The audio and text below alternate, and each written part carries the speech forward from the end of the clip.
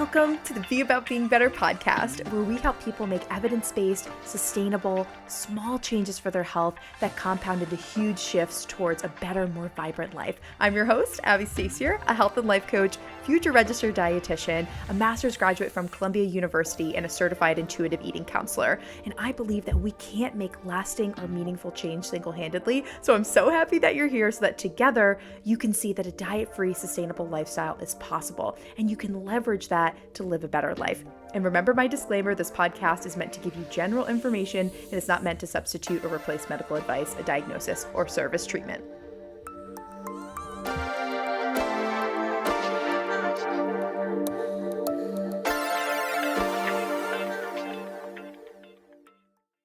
Hello, y'all. Welcome back to the Be About Being Better podcast. I am joined with Sadie Sutton, the one and only. Y'all just heard in the intro how phenomenal Sadie is, all of the things that she's doing, all the lives that she's changed. And she's really changed my life. And she is part of what makes this podcast possible. So I'm super excited to have her on the podcast.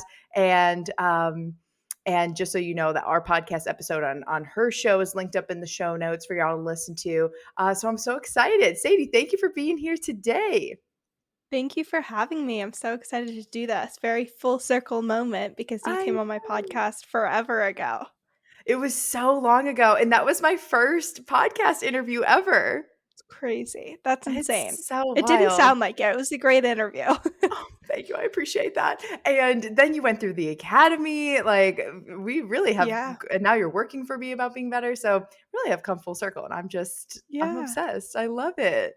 Yay. Yeah. Well, today we're here to talk about everything in your wheelhouse, all things mental health, because you've seen it all and you're so great at teaching other people how to break down. Like when we talk about depression, anxiety, like needing to be inpatient somewhere or different types of therapy. Like these are complex issues, really hard things to talk about. And there's so much nuance and you're so good at addressing the nuance of all of these things. So I definitely wanted to bring you on because these are things that we're all struggling with to some extent. Yeah. And like we know someone that's struggling with it. So to kick us off, our Be About Being Better guest question. We ask everybody this. So I want to start this off with you. What is one thing that you've been through that now looking back, you can say like going through that really changed me for the better and made me better? What is that experience for you? So many things. I mean, the standout one is just my whole mental health journey, like struggling so much with depression and anxiety and suicidality and all of those emotions. It was very much an experience where when I was in it, there was no thought of like, oh, this will make me stronger. Like I'll be better on the other side. Like there was none of that. I was just like, I don't understand why I'm experiencing this. I shouldn't be experiencing this. A lot of thoughts of this isn't fair, this isn't okay, all of those kinds of things. So in the moment, it was never like I'll get to the light at the end of the tunnel. It was like I'm in the tunnel and the tunnel is the only thing to exist and it's never going to change.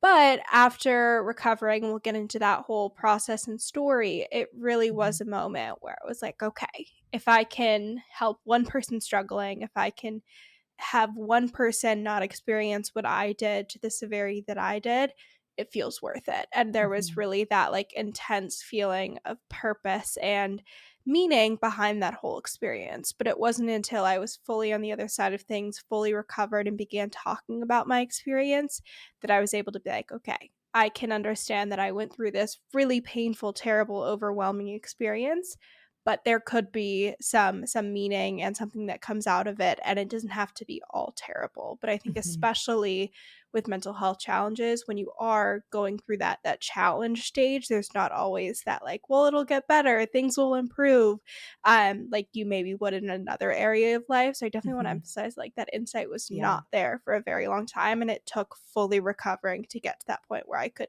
have some appreciation for why I needed to struggle to then be able to support others.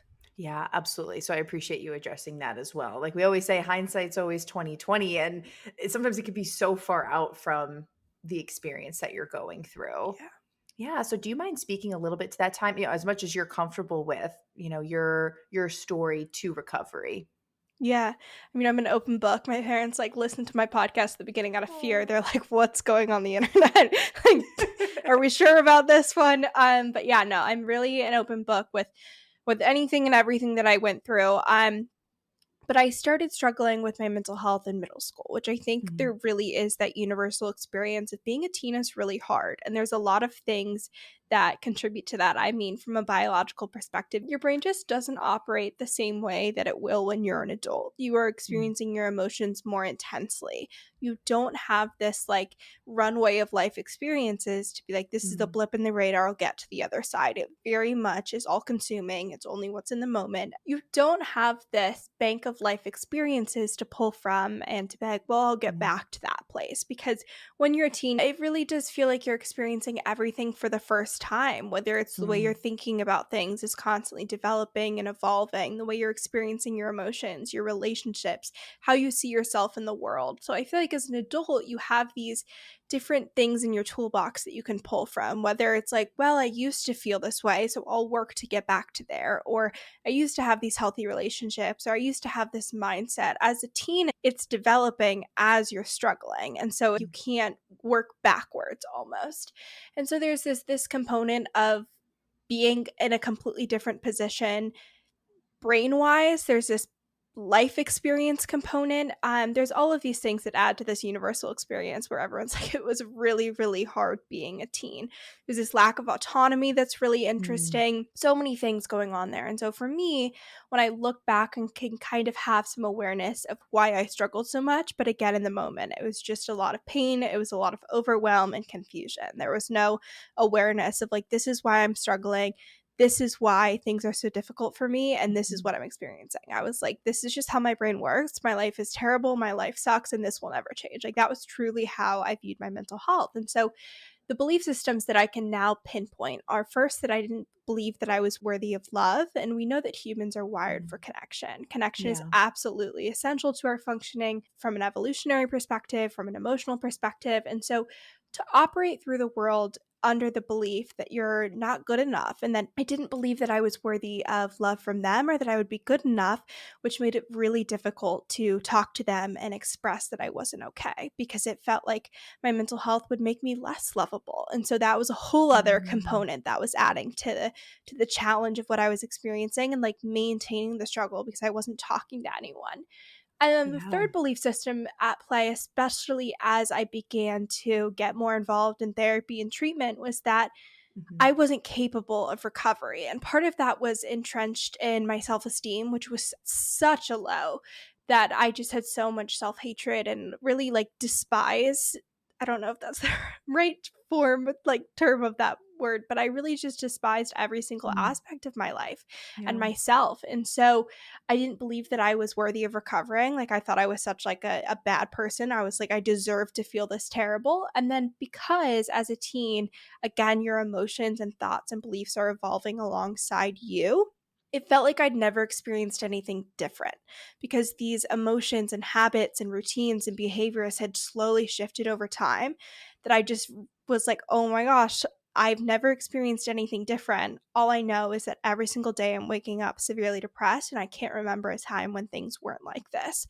And so those Mm, 3, 4 things together meant that I was in a really tough spot mentally. And I was severely depressed. I was severely anxious. I started isolating from my relationships. I was in codependent relationships. mhm, And a lot of the ways that my mental health presented was just looking for validation that something wasn't okay and that the pain that I was experiencing was extreme and was mhm, painful and was out of the norm. I wanted my parents to know that. I wanted friends or romantic partners to be aware of that. I wanted someone to be like, I can see that you're not okay. And I can't mhm, imagine how challenging that is. That was really all that I wanted. And so, as I struggled with my mental health, things presented in a lot of different ways, whether it was like my sleep schedule or my eating behaviors, my relationship with my family, more conflict, self harm, suicidal ideation, more anxiety, all of these different mhm. things.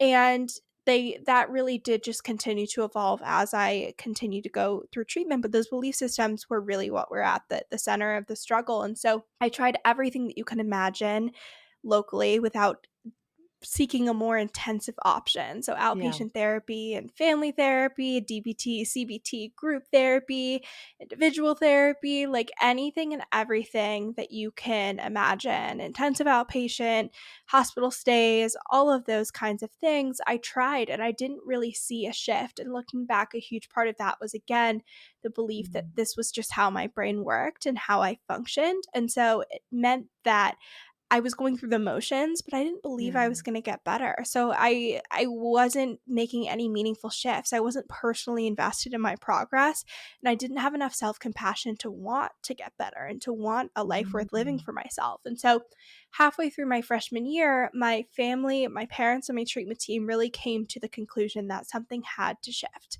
We had to get more support because things on an outpatient basis weren't shifting my emotions or my thoughts and behaviors. And I still wasn't having an open line of communication with anyone. I wasn't being 100% honest and vulnerable and transparent about the emotions that I was experiencing. So I think it would have been one thing if I like fully had this open line of communication with the therapist. And every single day I was like, this is what my urges are like. This is what my thoughts are like. But that wasn't there. And so it was really difficult for anyone to really get a pulse on where I was at and what might be ahead in the next couple of months. So I ended up going to a residential treatment program right outside of Boston, and it's a program that specializes in depression, anxiety, emotion regulation, family relationships, all that kind of stuff for teenage girls. And it's an amazing program because it uses an evidence-based type of therapy called dialectical behavioral therapy, and I'm sure we'll touch on this when we get to more tangible ways you can improve your mental health, but it was originally developed for adults that are struggling with borderline personality disorder and suicidal ideation. So adults that are having like really extreme distress that is very resistant in a clinical setting. And so what I love about that origin story is that if you're struggling with less clinical or less severe depression or anxiety or conflict or self-esteem, when you are presented with DBT skills or doing DBT treatment, it's really tough to be like, this isn't going to work, because it was developed for a population that was struggling in such a big, extreme way, and it showed such promising and effective results. It's really amazing how many studies support this. And so that's what I love about DBT, and that was one thing that really did make a difference because, like I mentioned, at the beginning of my treatment journey, I wasn't personally invested. There was no belief that things would shift. And so when I got to this residential program, one of the first things they said to me during my intake meeting was, do you want to be here? And I was like, no brainer, I do not want to be here. I was like a 14-year-old kid who was taking a medical leave of absence from high school, and I was so depressed and anxious and at an all-time But you low were and all these honest. things. But that seems like one Yeah. of the first times you were really honest about how you were really Yeah, feeling. And that's a breakthrough right there. exactly. Yeah, exactly. And so they said, all right, great. We appreciate that. But that's not really how this program works, because they said that every single girl that was there on a willing basis, which is something really unique and amazing in the adolescent treatment field. Because like I mentioned, there's this odd element of autonomy for adolescents, especially when it comes Right. to mental health, because your parents are still making some decisions. So in the teen mental health world, you get these programs where maybe teens aren't always the ones spearheading their recovery, or they're not the ones making these decisions. And so that's one thing that was a complete game changer about this program, was they were the ones that were like, you have to want to be here. And so I, for the first time, cultivated like a shred of self-compassion. It wasn't like, oh, I want this life worth living, I want this recovery for myself. It was like, maybe years from now down the line in a parallel universe, I could maybe not be depressed. I suppose that's a possibility. Like, that was the level of And they self-compassion let I you was. stay, or they said, no, They you let need me to. stay, and so Okay. I said, they gave me the night to think about it. They were very clear that not all programs operated this way, that, a lot of them, you just sign on the dotted line and you're good to go, and I was a little scared by that. I was like, I definitely want to be involved in this process, and Yeah. so I thought about it, and I developed that little bit of self-compassion. I had like the logical side of things, which was all of these studies supporting DBT for depression and anxiety and adolescence and suicidal ideation, and how many teens they'd seen go through this program with exactly what I was struggling with. And then there was the emotional side of things, where for the first time I was actually trusting my care providers, and I was trusting my parents, and I was being vulnerable about what I was experiencing, and had a hope that things would get better. And so those three things together really were what set me on a different trajectory. And so there was so much skills education and medication management and learning routines and behaviors and working through like all the inner work. But it was really like those three shifts mentally that made a huge difference initially, in addition to everything that I learned during my time there. And I ended up being there for 4 months and saw huge shifts. I went in suicidally depressed and anxious and so overwhelmed. I had no relationship with my parents, and I left no longer suicidally depressed. I had anxiety still, but I knew how to cope with it and no longer was controlling every aspect of my life. Mm-hmm. And I had a foundation of a relationship with my parents, which as a teen is a game changer because Yeah. your parents are like the portal to everything in life. You can't do anything without like having a good relationship there. And so made those shifts, went to another program to continue to maintain that progress, and then a year and a half into this treatment journey, realizing that I had recovered and become stable and completely Mm-hmm. turned my life around, which I never thought was possible. It's like, I gotta tell people about this. I started recording She Persisted and sharing my story and creating the resource that I wish I had, because I was so aware that I had access to so many amazing clinicians and programs and skills, and not every teen has access to that, or not every teen needs to completely uproot their life and go to treatment for a year and a half. And so I wanted to make those skills and insights more accessible and share them with teens, so hopefully I could prevent some of the suffering that I experienced in others. Yeah, absolutely. Well, thank you so much for doing this work. And Yeah. your journey has not been easy, but I know that you're changing so many lives and impacting so many people and giving them the education, like the resources that they need to be able to discern, okay, what are these different types of treatments, knowing where I'm at, what could work for me. And I'm curious, comparing outpatient versus your residential experience, like how would someone be able to know like outpatient really isn't working for me? Like I think there's a difference between this really isn't working for me, I need to be residential, versus this is just a bump in the road, this is a hard time, I'm working through some things that are really triggering me, some very deep things. So it's in the process of working, but it's really hard, versus it's not working. Like how do you Yeah. discern them? It's definitely a difficult decision, and one that a therapist or a psychiatrist always should weigh Mhm. in on because they're the experts in this situation. I think residential and even inpatient is always a last resort. Like, no mental Mhm. health provider is going to be like, let's start with a 3-week hospital stay. Like, first Yeah. step, we're pulling you out of school and you're going to residential for 4 months. Like, no one is going to do that as their Mhm. first like stepping stone into the mental health world. You'll probably start with maybe getting a referral from your pediatrician or your primary care doctor. Maybe you'll start meeting with a psychiatrist once a month. Maybe it's outpatient therapy every other week. And so Mhm. you're never going to just like, hopefully, if you are, that's a red flag, get thrown into this really intense treatment world without trying things on an outpatient basis first, because you want to disrupt someone's life as little as possible. And there's so many reasons for that. But one is that when you're put into these residential settings, when you don't need to, it becomes really hard to replicate the skills in your real life, which I think is something you talk about Mm. all the time. Like, you want these skills to work in your real life, not just the Yes. context of like a perfect day or a Mhm. once a month you have all this time to invest in yourself. Like, you Mhm. want these skills to be applicable every day, no matter what's happening. And so a great example is the therapeutic boarding school I went to in Montana. I was there for 14 months, and it was Mm. like middle of nowhere, 5 minutes south of the Canadian border, like with no connection with the outside world. We didn't have our phones. We talked to our family Oh once my a week. god. Like, this was insane. It's very difficult to then go home and like live with your family because you're like, I haven't talked to you guys at all. I've only spoken to you once a week Yeah. for 5 minutes. So you see that kind of like disconnect between Mm.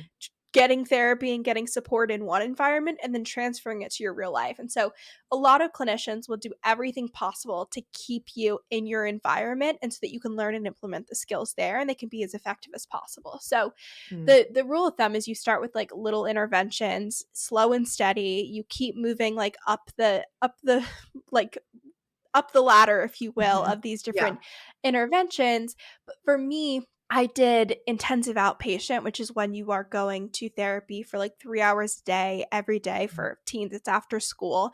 I did that twice through, and that means it was like for 6 weeks at a time. And that's like one of the most intensive outpatient options. I also did outpatient dialectical behavioral therapy, which is also multiple months. You're doing therapy twice a week in addition to skills education. I did that twice through. And so it was like years of trying at home and having 4 hospitalizations, 2 intensive outpatient programs, 2 rounds of DBT, a year of outpatient with a therapist, like all of these things that we really truly did try to exhaust our resources before we were like, things aren't working and you can't just keep trying the same thing and expecting something to be drastically different. And so when you're at the point where you've been doing things for years and you're not seeing a shift in your urges or your ability to cope with your emotions or your relationships or the behaviors that you're using to cope, especially if they're maladaptive coping mechanisms, that's when you're like, okay, what else can we do here? And it definitely, if things are getting worse, that's another thing as well. Things were definitely getting worse for me. And so that's when you're like, okay, maybe we need to shift something. But uprooting your life is always a last resort. And that's something that you'll hear from clinicians all the time. Whenever there is anything mental health related where you're like, is stigma or like personal resistance getting involved here, you can always just check it with physical health. Like if you had a client come in and you told them like, yeah, we'd like you to eat more protein, so actually you're going to come live with me and I'm going to watch you eat every meal. Like that would be an absurd intervention. Same thing for mental health. Like you would start with texting a couple times a day, or even just they would try it independently first before getting further support. Same thing for mental health. We just like, whether it's stigma or strange beliefs we've like cultivated ourselves, we just think of mental health differently for some reason. But if we check it against physical health, it can be really effective to make sure that we're approaching this in the right mindset and in the right way and not letting stigma get in the way. Absolutely. All right. I appreciate you explaining that too. And I'm sure the providers are also like the patient might not have that much self-awareness or like, are they getting better? Are they getting worse? But the clinicians that are really trained in this, they're able to see, okay, we've been trying this, like now it's time to advance to the next level or do another round. Yeah. You also get to such a point of emotional exhaustion. And I think that's such a common theme with individuals that end up receiving higher care. So you're like, I just can't do this anymore. It's not like they're like, oh, I'm motivated. I got this. Let's do another round of this. I can keep doing outpatient therapy. You're like, this isn't working. And every day is so difficult to navigate that I do not know how I can continue to go forward, whether it's continuing to invest in therapy. For me, that kind of presented as suicidal ideation. But for some people, they're just like, I just can't keep trying to cope with anxiety. It's just so overwhelming. Like I don't have the emotional strength to try and do exposure therapy today. And so I think that's another thing as well, when you just have lost the motivation and energy in a really long-term way, and it's really difficult to implement those things more independently. Absolutely. And to what degree? Now, I know for more eating disorder treatment, especially when you're younger, they want the parents to be involved to hold the patient accountable for eating meals and to almost retrain the parents. How do we approach meal times? Because I mean, there's probably some stuff at home that has then manifested into disordered eating or eating disorders. So you mentioned that you learned new skills and were able to form a different relationship with your parents. How involved were they in your treatment, especially when you were in the residential facility Yeah. program? This is what I loved, and what was a complete game changer was the parent involvement. So I was learning these skills day in and day out. And the way they structure this program is that every single weekend, they tended to do it, I think it was like Mondays or maybe Sundays, is that the parents would also learn the skills. So all the parents of these girls Love would that. come together in a little skills group, and they would all learn the same skills. So like one week I was learning validation, and I was like, okay, if you're going to validate yourself, like you tell yourself that all emotions are valid and maybe it's not justified for the emotion to be this intense, but it's valid and this is what I'm experiencing. It's okay. I'm going to make space for this, blah, blah, blah, blah. And then your parents that weekend are also learning validation. They're like, okay, my daughter is experiencing this intense emotion. This is what I'm going to say, and this is what I'm going to do. And I have to remind myself that even though I wish she wasn't experiencing this because it's really making my life difficult, it's valid, and I'm going to create space for it because this is the first step in getting this behavior to change. So you're working in tandem to both become more effective. And like you mentioned, a lot of the time, family members play a role in like the Mhm. dysfunction and emotional overwhelm, Yeah. even if it's not the direct cause. Mhm. Again, relationships are essential, and parental validation and relationships really do have a big impact on mental health for teens. And like we Mhm. mentioned, you want these therapeutic insights or skills to transfer to when you're back home. And so a big part of that is those family dynamics. And so the parents are learning these skills alongside the teen. Another thing that they did at the program was that you did like family visits. So every single weekend or every other weekend, my parents would come and visit, and we would practice using our skills and being effective.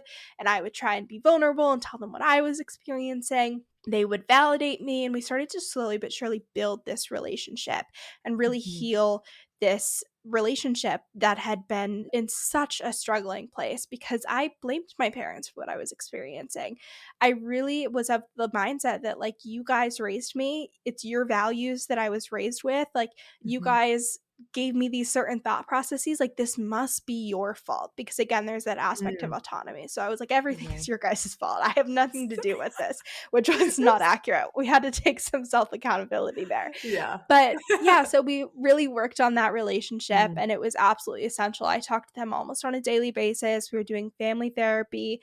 They were learning the skills. I was learning the That's so skills. great. We were practicing them together. And so the parents are really, really, really involved. And that is what allows recovery to be really long term because you Mm. have these two, a lot of the time, two other people in your life that know the skills, that are keeping you accountable, that know what to look for, and you're also able to just improve that relationship, be able to have a more stable relationship in your life. It's a game changer. And so that was another difference between the residential program and the therapeutic boarding school, where the therapeutic boarding school still did try to implement family dynamics, but it was like Mhm. I talked to my parents once a week in family therapy. And then after 3 months, I earned a 5-minute call with them once a week. And so it's just like a Wow. drastic difference that then it becomes hard to like replicate that relationship at home Mhm. because you talk to your parents more than 5 minutes once a week when you're living Yeah. with them. And so Absolutely. big difference there. And I think also a difference in how long lasting recovery is and how teens are able to transition home and cope effectively with that environment. Mhm. Mhm. Yeah. Oh, I appreciate you explaining that too. And with these, I mean, not to diagnose, like everyone needs to go get a diagnosis by a trained professional, but in your experience, Sadie, because I know you've also interviewed on your podcast so many guests that are renowned in their field. What are some warning signs? How are you able to discern when you are sad versus when are you really depressed? When are you just having a bad Yeah. day or a bad season? Or for me, just went through a breakup. Like, how do you know that versus when are you depressed? When are you feeling anxious versus when do you have anxiety? What's hmm that line? Yeah, so it's a really interesting thing, and I tend to come at it from two different perspectives. The Mhm. first is kind of like the criteria that you must meet for a diagnosis and the function of a diagnosis. There are so many different clinicians that are like, I hate the DSM. It's so stupid. Yeah. Like it's not necessary. And the DSM is like in the United States how people get diagnosed. It's like the Mhm. giant book of like every single mental illness, and you have to meet certain criteria to be able to be Right. diagnosed for things. Yeah, and it has some interesting functions. One is that it's for insurance. If you have a certain So diagnosis, true. that's how they bill it. Like it Mhm. has to, you have to have the diagnosis. So your insurance is like, yep, they actually have this illness. We'll cover that. So that's one purpose, which anytime I'm sure you relate to this as well within the whole nutritionist and dietitian world. Yes. It's like anytime insurance is involved, you're immediately like, okay, It's a this is a headache. lot of bureaucracy. Like we're getting a little bit further away from the actual problem and more just into like the politics of it. So that's one thing. Yes. Mhm. Another is that it creates a system that allows money to be allocated to research and different time and energy of various researchers to be distributed. And so, if there wasn't a category for anxiety, maybe there wouldn't be as much research occurring about anxiety, because you're not able to gather the data on how many people are experiencing anxiety, how many people feel this is impacting their daily lives. But because we have a name and a label for this and people can be definitively diagnosed, we know that a huge portion of the population struggles with this. So a lot of Yeah. clinicians and researchers are going to devote their time and energy to understanding this better and Mhm. finding treatments and figuring out how we can support people struggling with this, because so many people are struggling with it, versus like Right. a super rare disease that 0.0001% of the population has and every Right. like billion people. Like, again, it allows you to understand how much of the population is impacted and how much energy should be devoted to addressing this problem. And then Mhm. the third reason that the DSM is helpful is that you are able to be very clear on what treatments are effective for what, because treatments are developed Mm. with these specific diagnoses in mind. So if you're like, I have these 5 symptoms, okay, that's depression, this is the treatment I'm going to direct myself towards, because this is what research shows is effective.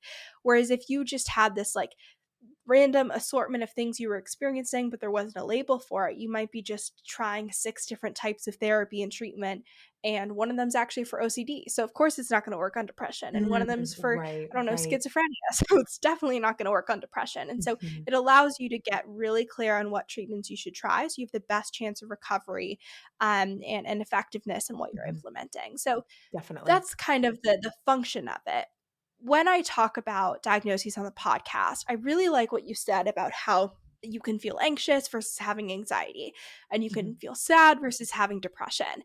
And like I mentioned at the beginning, that like not all teens or individuals may have this extreme diagnosis or this need for intensive treatment, but you might have things on a smaller scale and the skills Mhm. can still be effective to implement.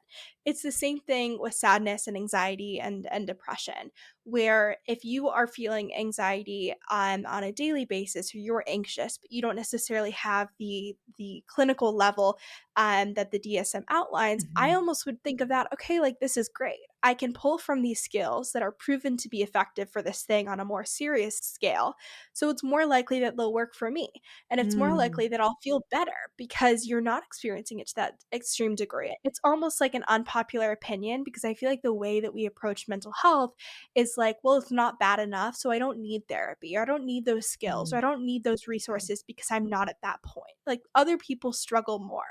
And I really like to flip that and have it be the opposite. It's like, no, to be honest, like if you are struggling on a smaller scale, you have a better chance of recovery. You have a better chance of these things working, and Mhm. you're more likely to see that as being successful. And another really interesting statistic within the mental health world is that when you are experiencing more severe, say, depression or anxiety, you're more likely to get an extreme clinical intervention and therefore recovery much quicker.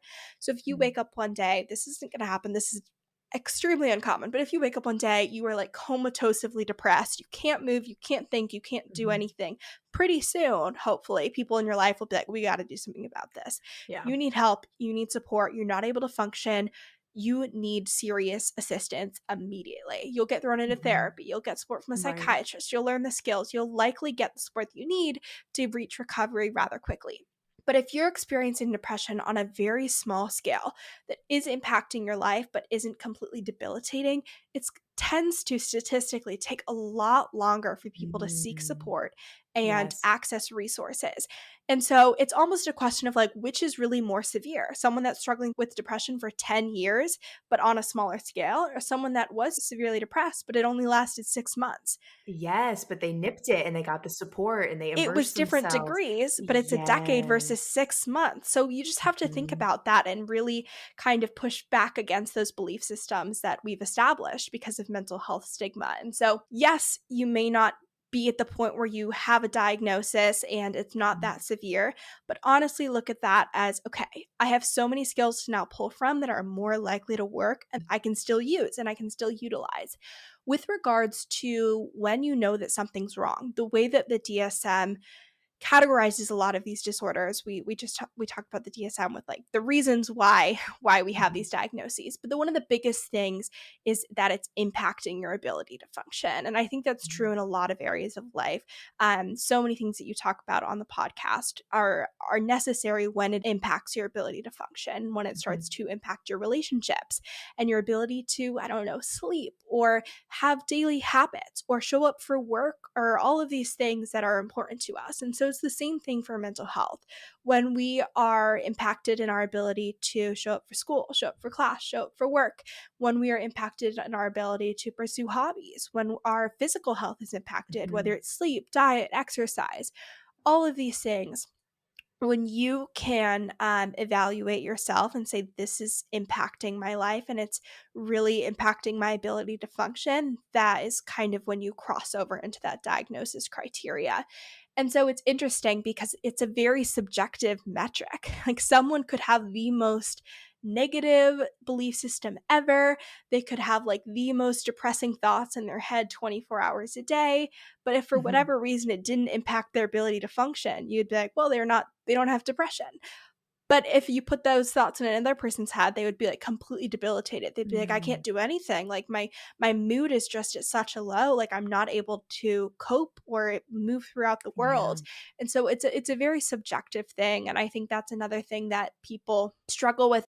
Or they don't know, because they'll say like, "Oh, it's not so bad. You could just throw some dirt on it," depending on your bandwidth for being able to handle certain things or your Exactly. experience. Yeah, and I think that's something that people struggle with, and I've struggled with, is it's like some people are just more, and I feel like sensitive has such a bad connotation, but some people are more emotionally sensitive. And so they're more likely to feel those like debilitating experiences when they're having a low mood or negative thought patterns or unhealthy belief systems, whereas someone else, it might not impact their functioning as much. And so again, we just have to put things in perspective and be like, if we think of the person who's depressed for 6 months, but it's really bad, or we think of the person who's mildly depressed, but it lasts for 10 years, which camp would you want to be in? So if you can be like, okay, well, maybe it is better that I'm more affected by this because it means I can intervene quickly, I can get the skills that I need, and I can pull myself out of this. And you can do what needs to be done rather than sitting in the backseat for 10 years and waiting for something to shift because it's quote unquote not that bad. And hopefully this inspires the other camp, the people that are like maybe more mildly depressed or mildly anxious that would be waiting 10 years. I hope maybe this episode or listening to your podcast will inspire them. Hey, I actually have some autonomy here. I can use these skills now. If it's not that bad, all that means is it's a more likelihood that these treatments will work because it's less severe. It's impacting your functioning to a lesser degree. So instead of being like, well, it's not that bad, so I don't need the help, be like, it's not that bad, so the help's going to work. Great. Perfect. Love it. Let's move forward with our lives. Perfect. Well, okay, let's dive into some actual tangible tips because I know people love that on this show. What would you recommend? I feel like there's kind of two parts to this, and I talk about this with the clients that I work with. I'm like, when you're having a bad day or like, I'll use a nutrition example. If you forget to meal prep and you're on the go and you just need to go to Chick-fil-A or something, what are you going to order I there want Chick-fil-A. in the moment? I know. I'm like, I got this here. I'm so jealous. Oh my God, it's so good. So, but how do you make that choice in the moment? Or if you just need to run into the gas station, what tools are you going to use in that moment to make the best nutrition choice for you? And also, what can you do in your lifestyle to mitigate you from needing to do that in an emergency situation so that you're doing things daily, like whether that's meal prepping or meal planning, packing your lunch the night before, making stuff in bulk. I don't know exactly what it is, but it would be things in your lifestyle that are setting you up for success so that those emergency situations aren't happening, but also knowing we're human, life happens, you need skills for those emergencies. Are you able to speak to tips for both of those? Maybe stuff like we can start with in the moment. What are some things that you can do where you're really low or going through something? And then also lifestyle, what are some shifts we could make? Yeah. So in DBT or dialectical behavioral therapy, which is the treatment I talked about, which was so effective for me, which by the way, Selena Gomez loves DBT. She's done interviews on it before. She uses it. I don't know anything about it. I don't know. Okay, I know we'll do a little CBT. education. Okay, so Okay, great. CBT, sometimes they think of DBT as like almost an iteration of CBT. The person that started DBT is like, it's not CBT, but you can kind of think of it as like an adaptation, just like a lot more detailed and specialized. Also, fun fact related to Selena Gomez, we went to the same mental hospital. So she's my dream podcast interview because we both did DBT at the same mental hospital. And so I'm like, girl, please just come on. I'm manifesting this for you. Yes, I'm Wouldn't literally that be so manifesting this for cool? you. So this is a total tangent, but Rare Beauty, like one of their biggest initiatives is donating to McLean, which is the hospital that we both went to. So they do all these webinars where they educate you on all of these different things related to mental health. Those are funded by Rare Beauty. The board of Rare Beauty, like their mental health initiatives, are doctors from McLean. She won an award from McLean. It's a whole thing. I'm obsessed. Wow. Anyways, back to DBT. There's a bunch of modules, and the way that DBT is laid out is it's like a giant book of skills. And when we struggle, we tend to kind of become more and more ineffective with our ability to cope with things. And you kind of touched on this, like in your best functioning, you'll be meal prepping. The days where you're not doing as well, you're going through the Chick-fil-A drive-through. Same thing with mental health. Like your best days, you're pulling from your effective coping skills. The bad days, you're like watching Netflix for 10 hours. That's not as effective. When we think about DBT, it's basically like a comprehensive guide of how to cope with life. And what's great about this is you're not in a therapy session, like one of those like quintessential laying on the couch staring at the ceiling. You're like, what do I do? And the therapist is like, what do you think you should do? That was my biggest pet peeve. I hated it when therapists said that to me. I'm asking you, sir. Yes, that's why I'm here. I don't know the answer. And so DBT never does that. Of course, sometimes your therapist will push you to like look inwards and they'll be like, you know the answer. You're just looking for someone to tell you. And you're like, fine, yeah, you're right. But for the most part, it's really detailed. It's really comprehensive. And so it's like you feel anxiety, this is the skill you're using. You feel depressed, this is what you're doing. You need to advocate for yourself, this is what we're going to do. So that's what I loved about it, was there was no question mark up in the air. It was like, I'm experiencing this extreme distress. This is exactly how I'm going to cope with that. And so this giant book is broken down into different modules. And so it's emotion regulation, distress tolerance, mindfulness, and interpersonal effectiveness. So interpersonal effectiveness is relationships. Mindfulness is a lot of like more present moment meditation based things. The person that created DBT, she actually trained in a ton of different like Buddhist philosophies. And so there's so much of that woven in there because the core of DBT is you're accepting your current experience, but also working to change your reality. So there's this idea of dialectics, or dialectical behavioral therapy is this idea that two things can be true on this at the same time. So acceptance and change, and you can be trying your best and you can still do better. And so many things in DBT come back to this idea of a dialectic, but that's kind of mindfulness modules, like those more philosophical things and ways you're shifting your thinking and seeing the world. And then the other two modules are what you're touching on. Distress tolerance is like in the moment crisis, and emotion regulation is long-term improving your mental health. With distress tolerance, there's a ton of skills. There's so many different things in this module, and it's really dependent on what you're experiencing. But to give some like broad strokes examples, like distraction is a distress tolerance skill. You're using this in crisis mode. But as we know, if we distracted 24 hours a day, like for me, I love The Office. It's a great distraction when I'm like stressed out. But if I watch The Office 24 hours a day, 7 days a week, A, it wouldn't become a distraction, and B, it would lose its effectiveness really quickly. And so distraction's a skill in the distress tolerance module.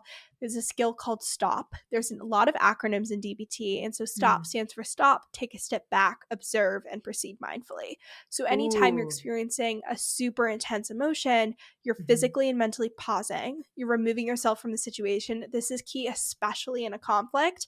You're observing like your thoughts, your emotions, what the other person's doing. How did you get to this point of emotional reactivity?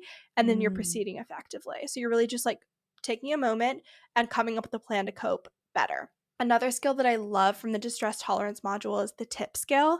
This is, again, there's a lot of misspelled acronyms in DBT. So it's TIPP. And what you're doing is you are adjusting your physiological distress associated with emotional reactivity. So when we're anxious, we hold like a lot of tension. Sometimes we're shaking, we're fidgeting a lot. Our mind is going crazy. Maybe you're like sweating, like all of these sensations that come with intense anxiety. With anger, like your fists are really clenched, your muscles are really tight. there's a lot of physical sensations that come with being emotional. And two of the biggest things are your heart rate and your breathing rate. Like those will increase when you are experiencing an intense emotion. So with the tip skill, you are working to decrease that. So then you are less overwhelmed by the physical aspect, and you can then mentally be like, okay, how am I going to proceed? So TIP stands for temperature, intense exercise, paced breathing, paired muscle relaxation. So the temperature component, you're going to like this because a little biology. But what you're doing is you're activating your mammalian diving reflex. So we know our vagus nerve runs through our body. One of the places it runs is underneath your eyes. And so you're going to submerge your face in a bowl of water. This is not an on-the-go skill, but you can like adjust and do like little ice packs, those ones that you pop, or you can do water under your eyes with a paper towel. Especially if you're at home, this is perfect. And people are doing this on TikTok now for like the hangover anxiety and depuffing benefits, but it's an actual DBT skill. Let's just not go out and binge drink all weekend. That's also another thought. So you're submerging your face in a bowl of ice water, and you're taking deep breaths like between that after you take your face out. And as it stimulates your vagus nerve, your body thinks that you're diving into cold water. And so to prevent yourself from drowning, your body is going to decrease your heart rate, because an excess of carbon dioxide is what happens when you drown. So your body's like, okay, I got to stop producing carbon dioxide. I got to slow my heart rate down. I got to slow my breathing rate down, because I'm apparently diving in the Arctic waters right now, but your face is just in a bowl of water. So your heart rate goes down, your breathing rate goes down, and anytime you do this, it will work. It's not like, oh, I hope if I take a deep breath, I hope if I count things around the room that I'll calm down. Anytime you submerge your face in a bowl of water, your heart rate and your breathing rate will decrease, and that symptom of anxiety will subside. So that's the temperature. Intense exercise is the idea that like your body can't maintain extreme output physically for a long period of time. So if you do sprints, or if you are doing this is more your thing of like really intense cardio exercise, but like sprints, jump squats, burpees, anything really, really, really intense for a short period of time, your body will raise its heart rate past the threshold that it was at when you're anxious, depressed, angry, and then lower it back down as part of its normal like bodily processes below that threshold. And so you are mitigating that physiological response. It's also a great way to like get that emotion out. And I think the key there is that it's short duration. Like I don't want people thinking, oh, I need to go do Barry's boot camp 3 times a day, or sign up for Orange Theory and go 5 times a week. Like a minute.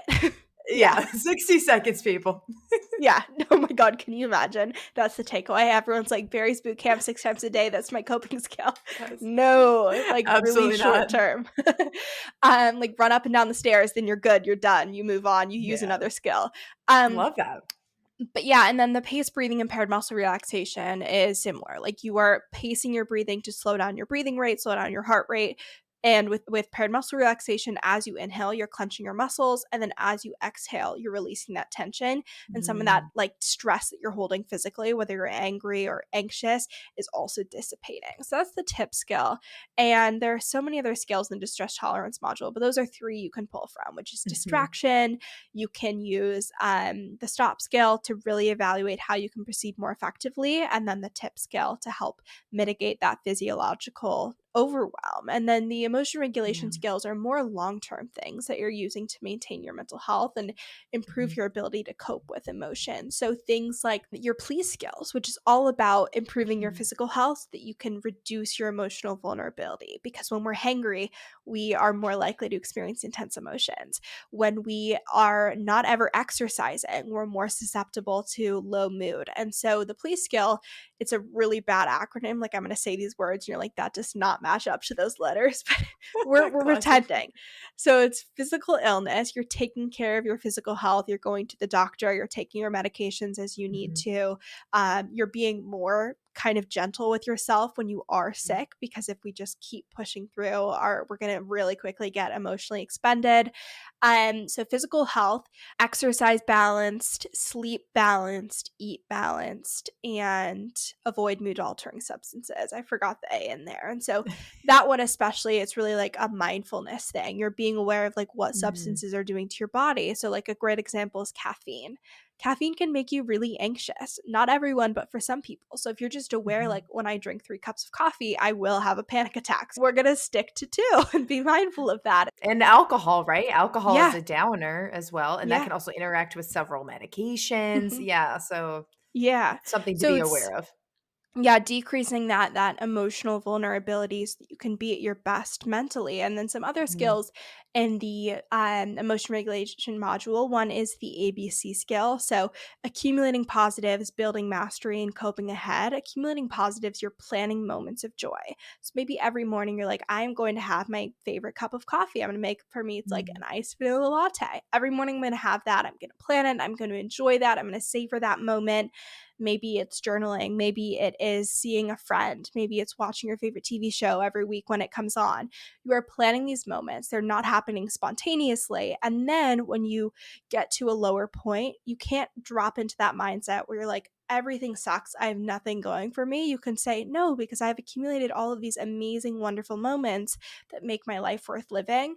And it also just helps to increase like your emotional variability. The more that you're planning these moments of joy, the less distance and almost like shocking like emotional whiplash there is between like these really low depressed, anxious, angry moments and these like highs where you're like life is great. And so by doing more positive things, you're able to kind of decrease that distance between the two. And then building mastery is you are getting better at something, whether it is like for me, I love doing my nails. I'm really into like at home You gel are so good manicures. at that. I Yes, you're so good. love them. And my little nail drill, it's a whole thing. Oh. So, like, I get better at that skill. It not only improves my self esteem, it's a great way to like distract myself. It's a great Mhm. way to get better at a skill over time and improve my sense of competency. I feel like a lot of the thoughts and experiences emotionally that are tied to depression are around like, I don't have a purpose. Like, what am I doing with life? And so, Mm. when you have these things that you're getting better at, that you're working towards, that you are improving upon, it can help with those thoughts and feelings. So, like the nails is an example, school, work is a great example. You're Mhm. constantly working towards a longer goal. Maybe it's fitness based, like you're working towards, I don't know, running a certain amount of Mhm. time, or you're trying Yeah. to improve a certain habit. All of these things are great examples, and again improves your self-esteem, your sense of competency, Mhm. and also just like your general identity. That's a huge part of mental health, is your sense of identity. So building mastery helps with that. And then the last part of the Mhm. ABC skills, coping ahead.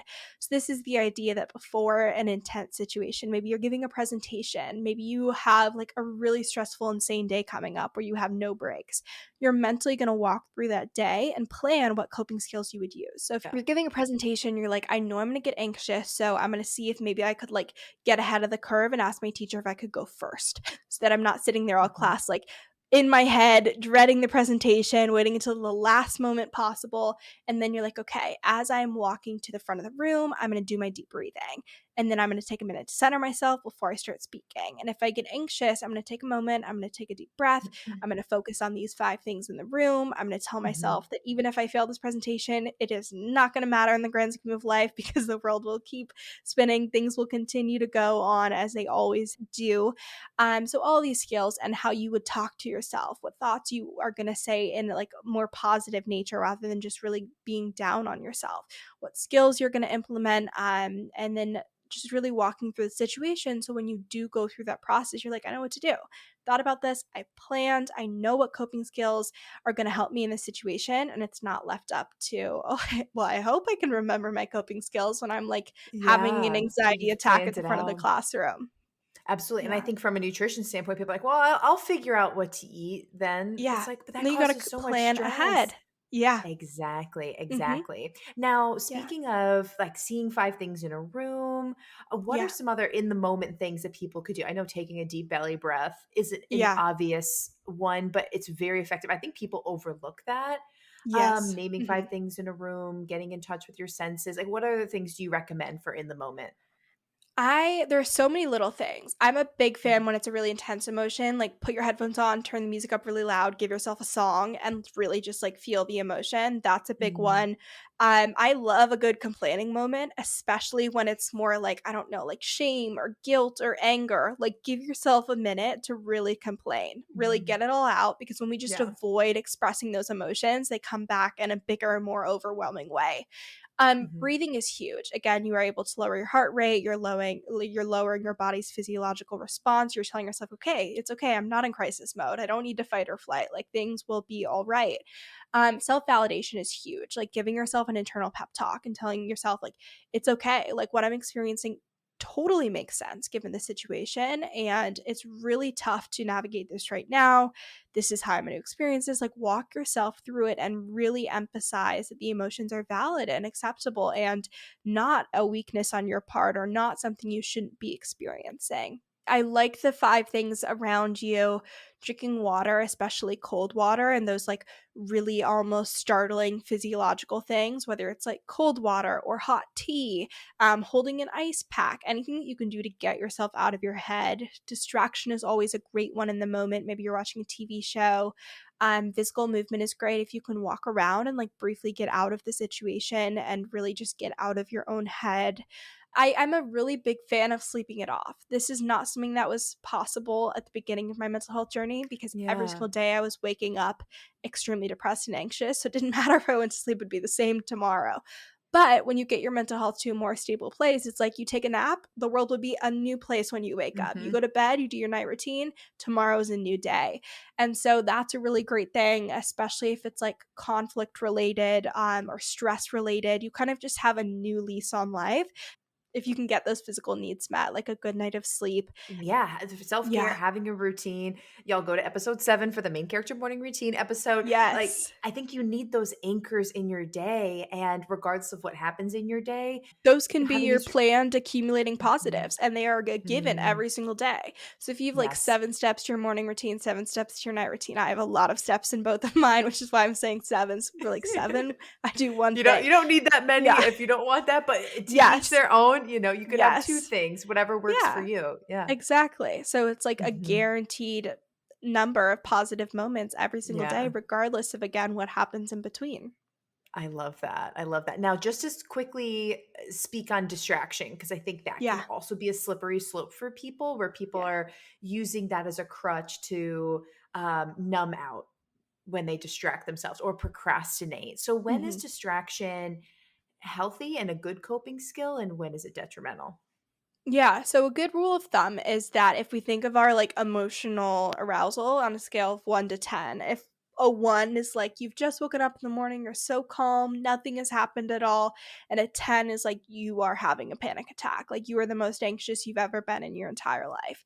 We want to use distraction 7 to 10. It's like the amount that we Mm, want to use it. Ideally like 8 to 10. But if you're using it when you're at a 3 and you're pulling from that 6 times a day, it's again going to lose its effectiveness and you're avoiding. mhm, And the thing about anxiety, especially, is that avoidance amplifies anxiety. The only way to make anxiety go away is to expose yourself to what's making you anxious in small, healthy increments and really master your ability to cope with the thing that's making you anxious. And so for mhm, social anxiety, you're going to slowly but surely like order your cup of coffee rather than like placing the order on the mobile app. Then you'll start a conversation in line. Then maybe you'll like ask for someone's number. You don't have to call them, but you have to like do the process of like having an interaction. So mhm, you're building up to that. You're exposing yourself to the thing that makes you anxious. And then as you have mastered your ability to cope with that emotion, all of a sudden you're not anxious about those social interactions. And so we have to remember that avoidance amplifies anxiety and any emotion. When we avoid anything, mhm, it's going to come back in a stronger, more overwhelming way. And distraction is a form of avoidance. It's a great mhm, skill. It'll get you through that crisis mode. But once your emotional reactivity goes back to what it normally is and you're back to that stable state, you have to use other skills to really mhm. feel the emotion, work through it, process it, and truly cope with it rather than just kind of pushing it away temporarily. Yes, yes, absolutely. Okay, thank you for for that distinction. I think that'll be really Yeah. helpful for people. I That's love why it's a it. distress tolerance scale and not an emotion regulation scale. So we're using it to tolerate distress. We're not using it to regulate our emotions because it can't be used long term or it won't be effective. 100%, 100%. Yeah. Oh, you have just given us so much valuable information. Yay. I am just so impressed by you. You are so knowledgeable. You just know, y'all, she's got no notes. She's just spitting facts right now. And she just knows this. That's the tip of her tongue. Like I'm so impressed. Like you really know what you're talking about and you're really changing lives. So thank you for being here. Is there anything that you want to promote? Obviously your podcast, but anything else that you want to promote before we dive into my last question for you? Yeah, all the things are at She Persisted Podcast. The website is shepersistedpodcast.com. You can listen to She Persisted wherever. And there's a lot of DBT episodes and interviews, and a lot of the social media content is very like coping skill, education based. So all of those things, if you want to see in your feed, follow along. Awesome. Awesome. Love it. Well, thank you so much, Sadie. My last question for you is, what is one thing you're going to do this week to make your week better? Oh my gosh. This week I have really what sets me up for success is really planning on Sundays and like making sure everything is written in my planner and I know what to expect, and I will plan, okay, like these are the days I could go to the gym and these are the days that I need a nap. These are the days that I'm going to hang out with my friends and unplug from homework. And so if I really do write down everything that has to be done, I save myself so much stress throughout the week with being, what's happening? What are things due? Like I don't even know what I'm supposed to be doing right now. So planning out, making sure I know exactly what to expect, exactly what is expected of me, and making sure that I am setting myself up for success in that way.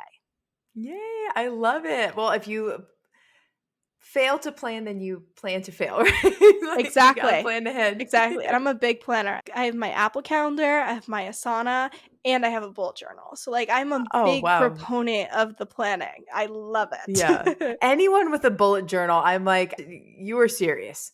You're taking your planning seriously. Building mastery is the bullet journal. It's not only great for tracking things, and I've used it in therapy for years, but you get better at it every single month. You're doing the same thing. You're improving the skill. I love that. Well, thank you so much for sharing all of your knowledge, all of your tips. Really appreciate you being here. Of course. Yay. Bye, Sadie. Yay. Bye.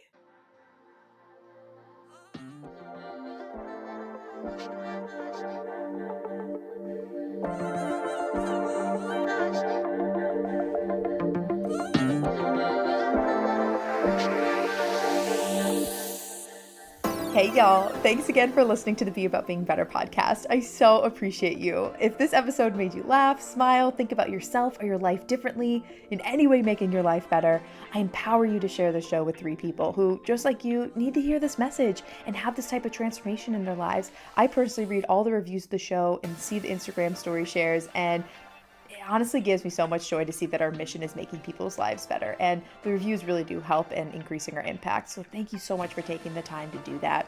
If you need personalized support with anything discussed in today's episode or need help creating a sustainable, diet-free lifestyle, take my quiz. It's linked below in the show notes, and that quiz will help you see which one of our coaching programs is right for you. Thank you so much again for listening, and here's to being about being better.